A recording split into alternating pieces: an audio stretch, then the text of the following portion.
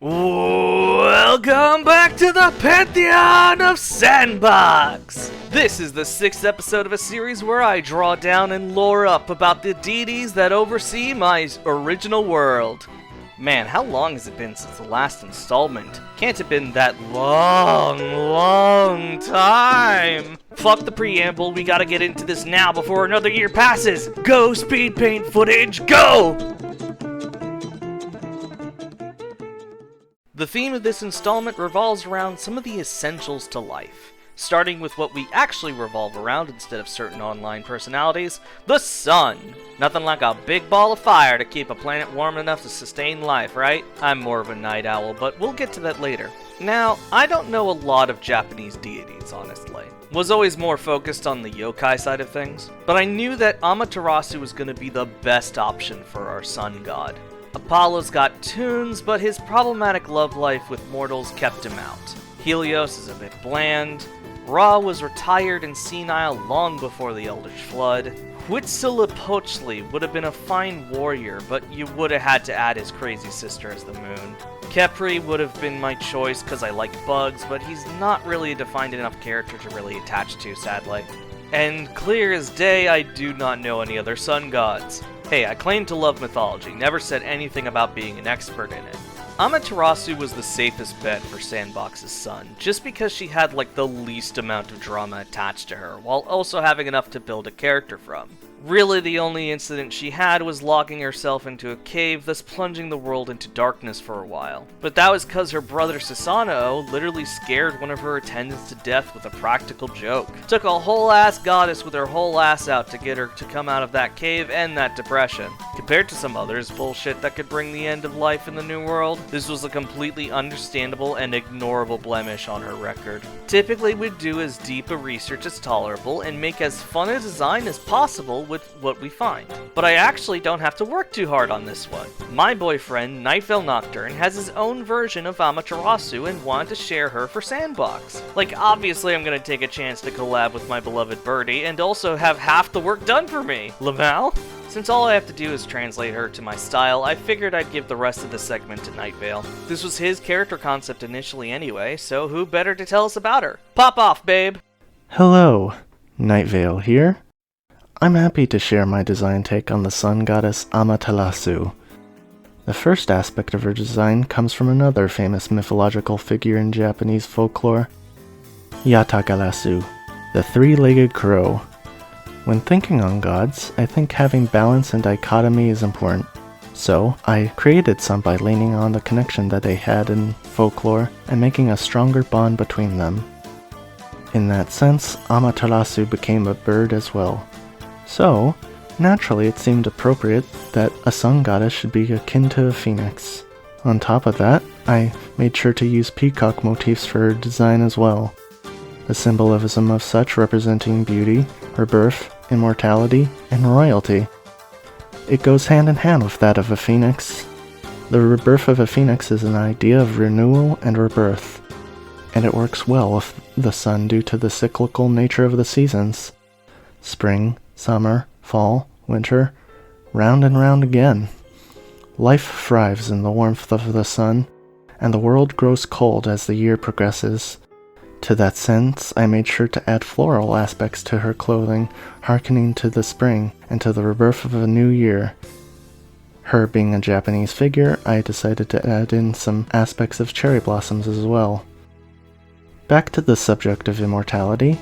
It's always an interesting aspect such that one who can never die will outlive others.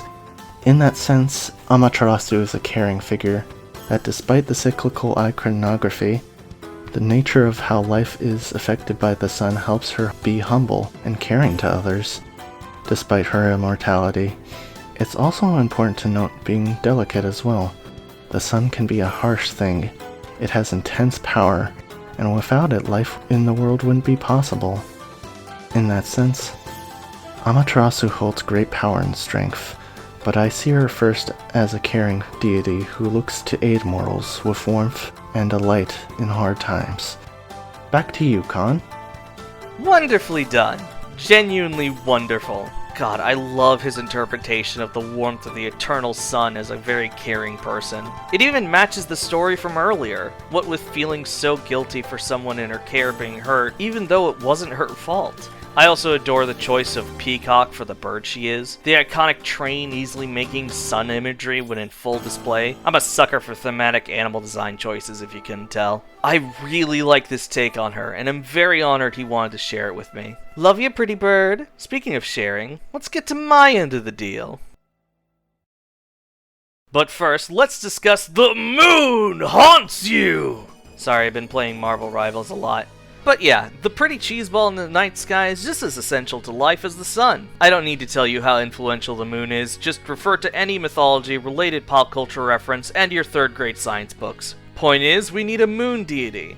And since we have a sun goddess from Japan, why not a moon goddess from China as a fun little parallel? Yeah, as clear as a full moon night, I grabbed Chang'e. As a big fan of Sailor Moon, I'm a sucker for rabbit in the moon based designs. So obviously I was gonna make Chang'e a bunny girl. And that's all I had initially for what to do with her. Alright, guess it's time for some research. Let's see, what else can we glean from her character and myths that can help with this design?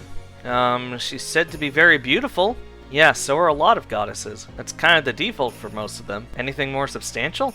Her pet rabbit fought Sun Wukong. We already established the rabbit thing. Every deity has at least one story about them. What's hers about? So you're telling me all there is about Chang'e is about how pretty she is, she likes bunnies, and she got stuck on the moon either because of betraying or because she loved her husband, and it's just an explanation as to why the lunar festival happens in China? Yep, that's it!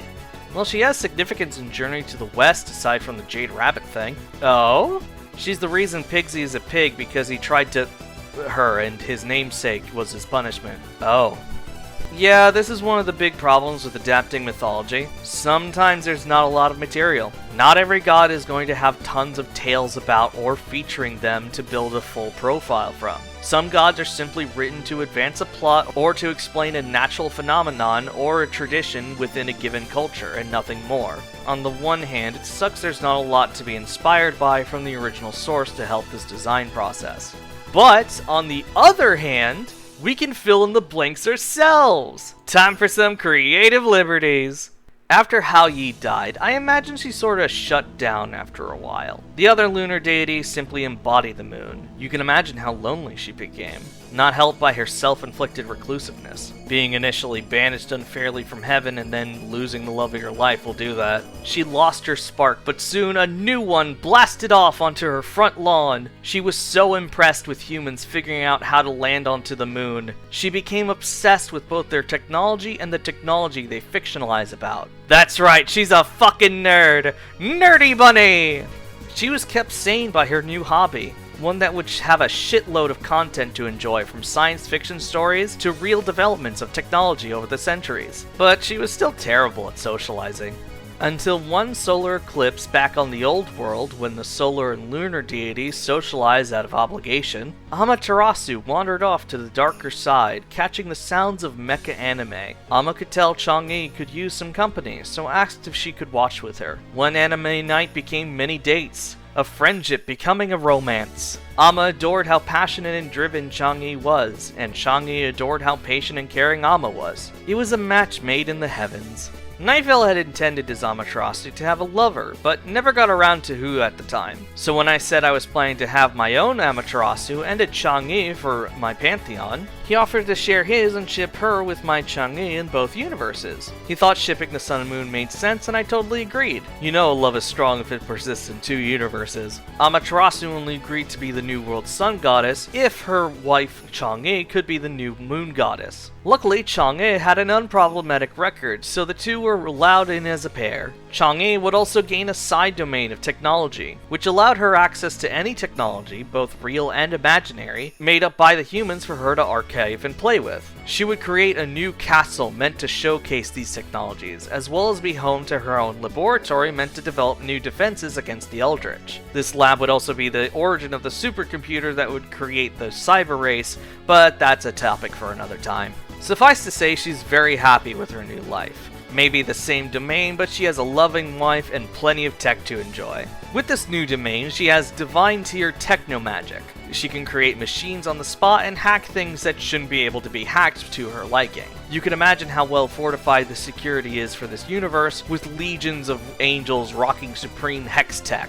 Also, she has the ability to manipulate gravity and does ice stuff. I don't really have that much on her abilities. Giving her more character and a wife was my main goal here. I knew the basics of her design right away. Bunny girl, moon girl style goggles for eyes with rubber hose-esque shaped pupils for further crescent moon motifs, as if there wasn't enough already. Hair loops that make extra bunny ears, hair buns to reference two different space princesses, Usagi and Leia, a lab coat over a kimono with a circuitry pattern that ended up very mechamorphy, which is a big plus in my book, and big chunky astronaut-like boots, cause I thought it'd be cute. The finer details, like most of the color palette, the ears being shaped like a plug, and the cool code within the coat, were collabed with my boyfriend, cause why wouldn't I want his input? This is as much an entry into my Pantheon as it is a gift for his. I feel very accomplished making such an adorable and unique take on a tried and true moon goddess, and it feels even more special since I got to share the process and concept with someone I really care about. Let's get to the next god before I get too mushy.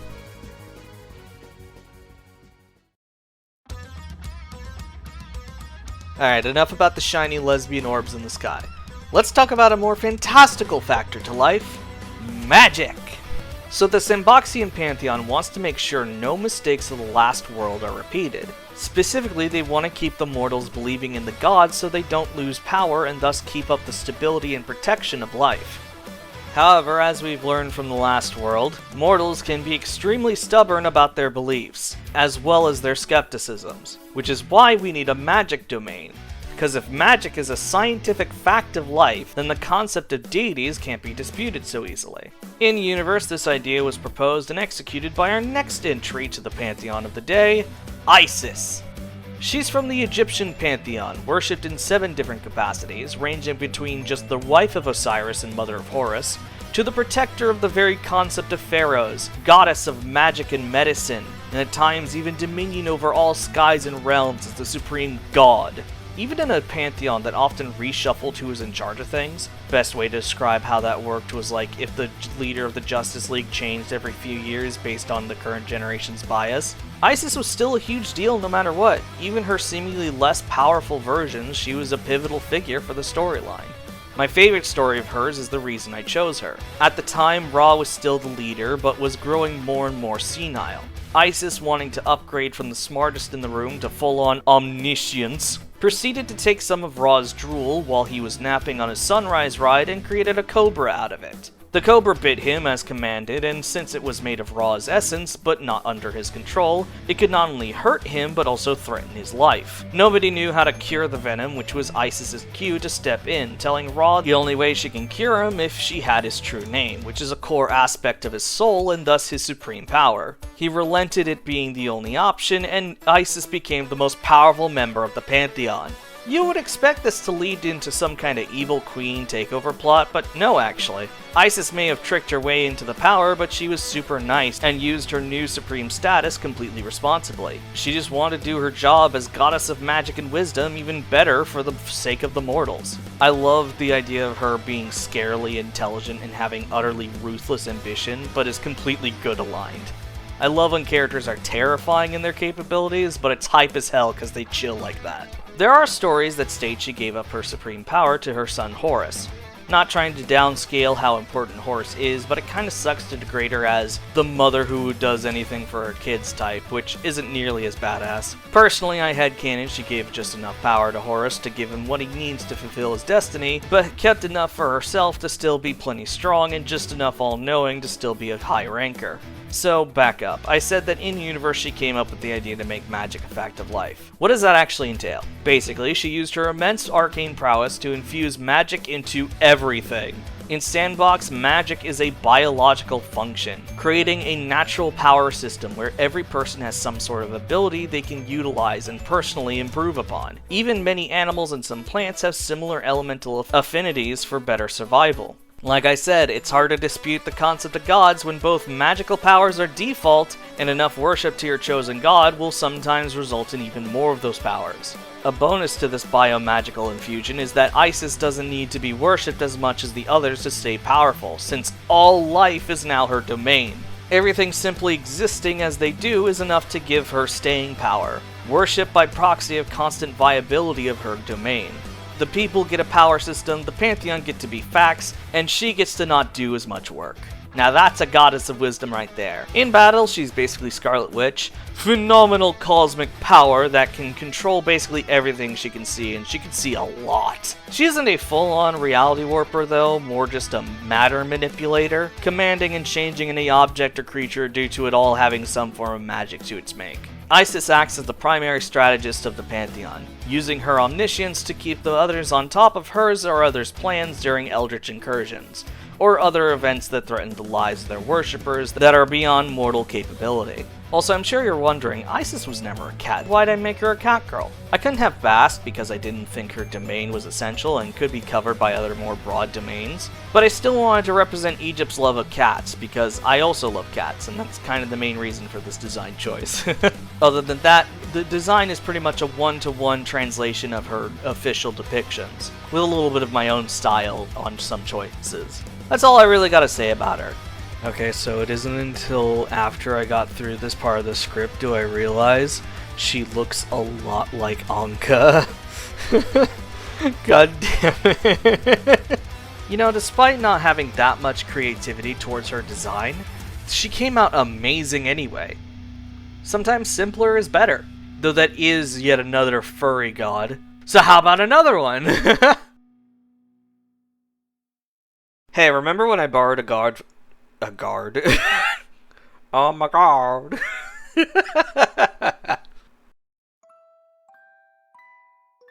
Hey, remember when I borrowed a god from someone I'm close to? Wanna see me do it again? I am a big fan of, and also a longtime buddy of, Serial Bulby, who is currently famous for the June Archive, which you should totally watch and obsess over like I have. How could I not when I voiced just the cutest bean ever? Smile. So when I heard he was putting a bunch of characters up for public domain, I knew I had to yoink at least one. And would you look at that? Free God! Grandpa flavored! I'd go into his history, pun intended, but once again I'd rather let his maker do it for me. Yap away, bull buddy. Hi there. I'm Serial Bulby, the original creator of Ford, the god of history. Ford was created as a participant in an artist-held comic creation and battle tournament, the setting of which was a tournament of gods held to fill the position of a throne of power, left open after one of the 6 mightiest gods in the divine pantheon mysteriously died. Initially going into the tournament, I wanted a character who would be both very relatable to the audience, fun to write, and very powerful. I also wanted to avoid any villainous type characters, and I really wanted my character's abilities to stand out. Thinking along these lines, I came up with a bunch of things that kind of fit my particular fields of interest, and I thought that would be very helpful in making sure that I got my comics done on time. Before he was revealed to be the god of history, Ford was the god of the forgotten. Forgetfulness and the forgotten was something that really caught my attention because for all the things we know about human history, there's perhaps even more that we don't know. His powers early on consisted of making people forget things, and then he had the ability to use forgotten objects from his domain to help him fight. In his domain, there are many sort of forgotten things which he takes care of. Machines, inventions, all sorts of things. And he can puppet these items around as if they were being operated or held by someone via the use of his staff. This really coincided with a lot of my personal interests because I love machinery. I'm a big fan of trains. And so the opportunity to get to draw like boats and cars and cranes and tractors and trains and all that fun stuff, that was really exciting for me. I did a lot of research for the character. I found out there have been some crazy, crazy inventions throughout history that we don't hear about at all simply because they never really caught on. Early on, I first just considered a regular elephant. Elephants never forget. That's how the saying goes. I feel that elephants would be great curators of history if they had human levels of intelligence. And they are really, really smart animals. Some of my first sketches kind of resembled Ganesh from Hindu mythology. Some of the earliest drawings I had of him were kind of in this dignified and almost royal or regal shaman pose type. Very mystical, very Asian. But then I kind of decided, well, what if I went a little further back? And I jumped to the idea of woolly mammoths. Woolly mammoths and humans coexisted very early on, and certainly if there was some sort of creature to witness human history, a woolly mammoth would be excellent. But mammoths are very well remembered. I feel that we, as a culture and a modern-day society, we think of the woolly mammoth and we think of it not being very far gone. There's people trying to revive woolly mammoths. We have woolly mammoths in permafrost. We know very well about them. So then I went even further. I'm like, what's more obscure than a mammoth? Well, then I thought of mastodons. Mastodons are often mistaken for mammoths. They're also very fuzzy elephant relatives. They were browsers instead of grazers. So I kind of jumped to that idea like, yeah, a mastodon. Mastodons are very cool. One of Ford's defining characteristics is that he gets very mad if you call him a mammoth, because that's not at all what he is. He's not a grazer. He doesn't, eat from the ground. He eats off of trees. He's very proud of that. He's very proud that he's a mastodon and not a mammoth.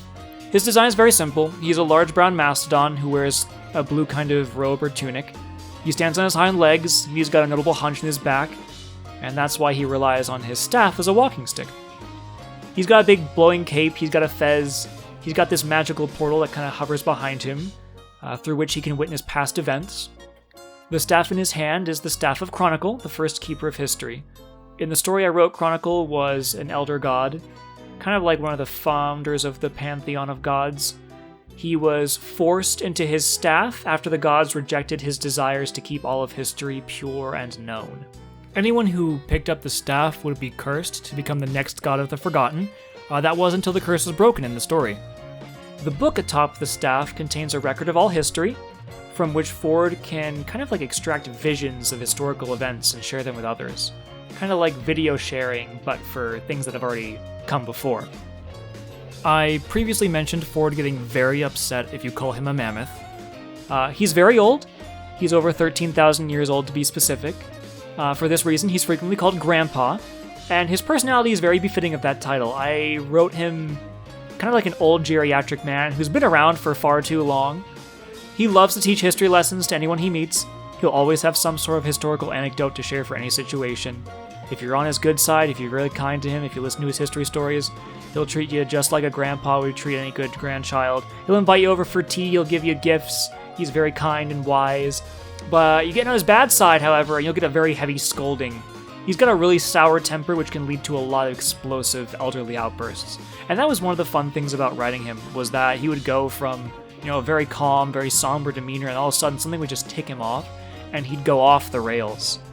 Overall, he was a great character to write. I had a lot of fun designing him, writing him, and now that I don't really have much use for him in my own stories, I'm glad to see him get some continual use and some love in the Sandbox Pantheon.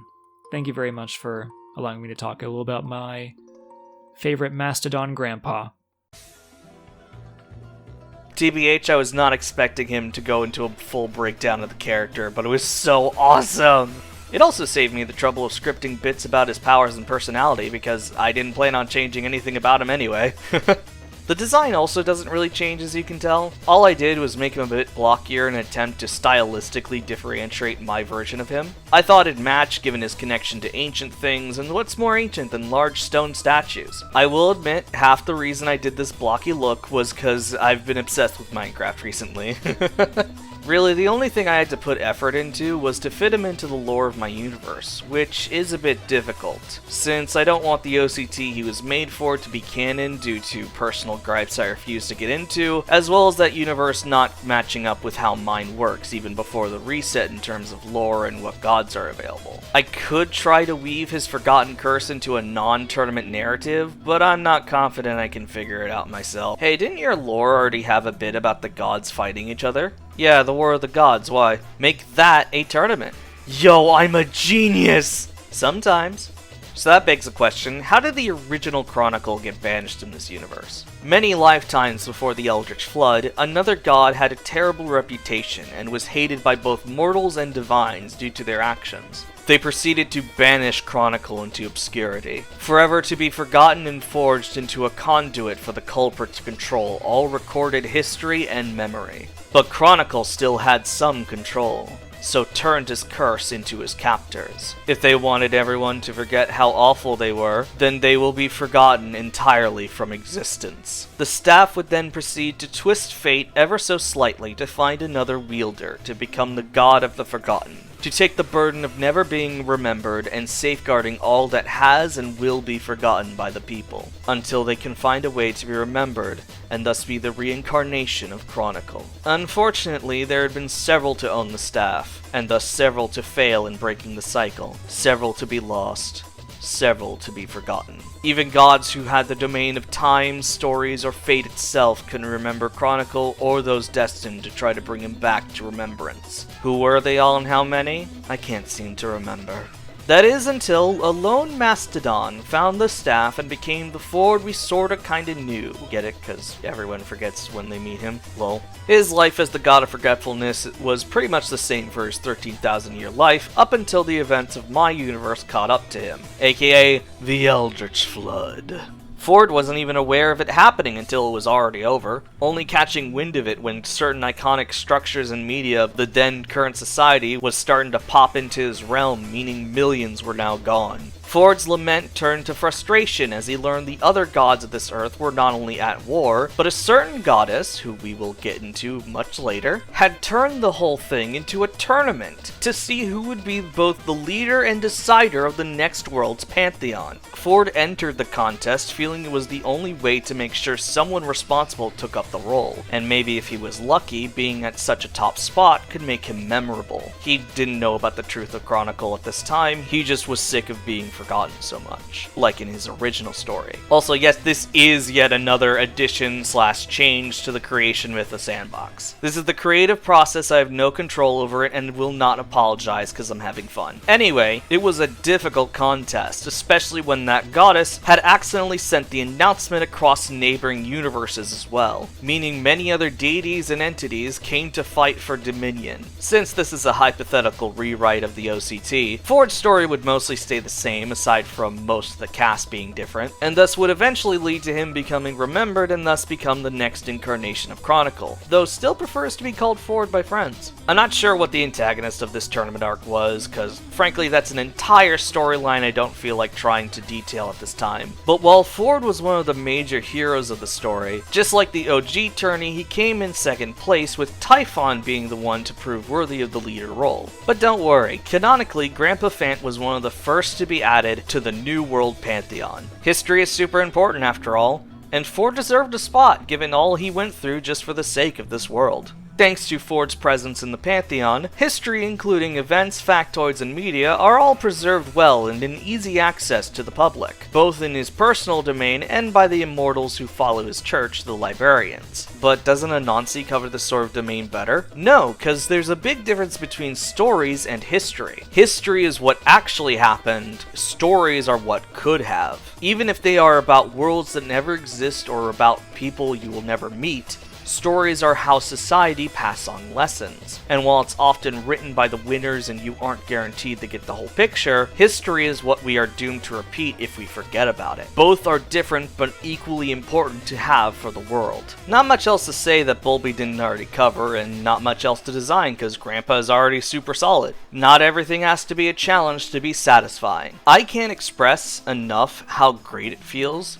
to be able to freely add such a great character made by one of my favorite dudes in the space without any drama or legal shit to stop me. I fucking love the public domain and love even more having such awesome people in my life. Thank you both for your contributions to this part of my world. I greatly appreciate it. Well, that's all the Sandboxian deities for today. Thank you for... Huh? You'd like to be drawn today? Well, I think I can fit you into the theme. Why not? During the interim between his release during the God War and his rise to leader of the new Pantheon, Typhon spent a lot of his time with his wife, like a Chad.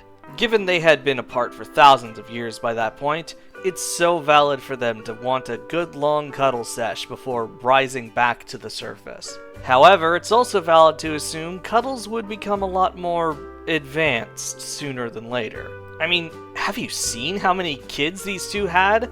And how many were slaughtered by heroes? You think they wouldn't want to make another one with a fresh start? Okay, now stay with me on this next bit. So we all know Jesus Christ. Hang on, let me explain. No, I am not putting Jesus into the Pantheon, or this setting as a whole. I don't want a target on my back. What I am trying to put in is something equivalent. You'll get it when I explain it, so gonna stop beating around the burning bushmaster. This is Ladon. He is the son of Typhon and Echidna, an immortal demigod snake lad.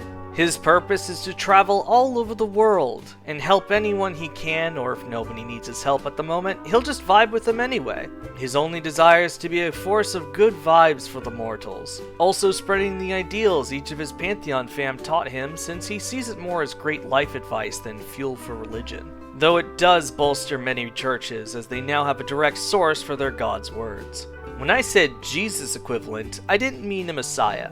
I meant an eternal kind soul, just doing his best for the place his divine parental figures made. And I think that's neat, so I wanted one for my own world. Ladon's name comes from one of Taineki's monster kids from Greek myth. You may be asking why this new kid of theirs has an old kid's name? Well, cause I googled most obscure children of Echidna, and Ladon was like the top result. Despite being part of Hercules' 12 labors, the OG Ladon is not as well remembered as any of the other kiddos. At least when I asked the internet and my friends who also liked mythology but also didn't remember him. So I thought a forgotten kid to the general public would be a good choice for the name. By the way, the OG Ladon is the dragonish serpent that guards the golden apples. Pretty sure most of us thought it was just a random snake. And yes, I find it extremely funny.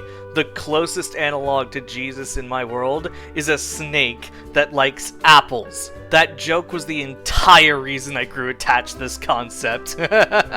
On that note, fun fact, Ladon's favorite booze is hard cider. Ladon's design is inspired by the Tsuchinoko, a yokai that inspired the Pokemon Dunsparce. I chose this because the mythical snake motif fit his parents, the fact the snake likes booze and Jesus turns water to booze just made things fit together, and it fit the huggable but deceptively deadly vibes I wanted to go for. I also enjoyed making some other snake motifs, including the fanged hands, the snoot holes that made an allusion to some fuzz on the lip, the double Ouroboros necklace referencing his parents, and the hair, which is a tied-up bundle of snake heads into a cobra hood shape and braided ponytail. It was a suggestion from my BF, and was the most difficult part of the design, but I loved how it turned out in the end. So worth it. Ladon's main ability is his Vibe Venom. His venom is capable of making anyone that gets it into their system by whatever means super high, like a minor state of enlightenment kind of high. And that is not hyperbole. This venom is used to help those that need to unwind and clear the mind so they can better work through their problems with his guidance. The other times he uses it is to get stoned with whoever he's hanging out with for the day. He is a total surfer dude bro stoner hippie himbo, but is still the most reliable person you could come across. Nobody seeks him out because he'll walk into them when they need him eventually. Ladon was also blessed with a different special ability by each and every member of the Pantheon, except for the Reapers because he didn't want death powers. I refuse to try to come up with them all right here and now, because I don't feel like it. Though let's be real, Tiamat is the one to let him walk on water and thus surf boardless.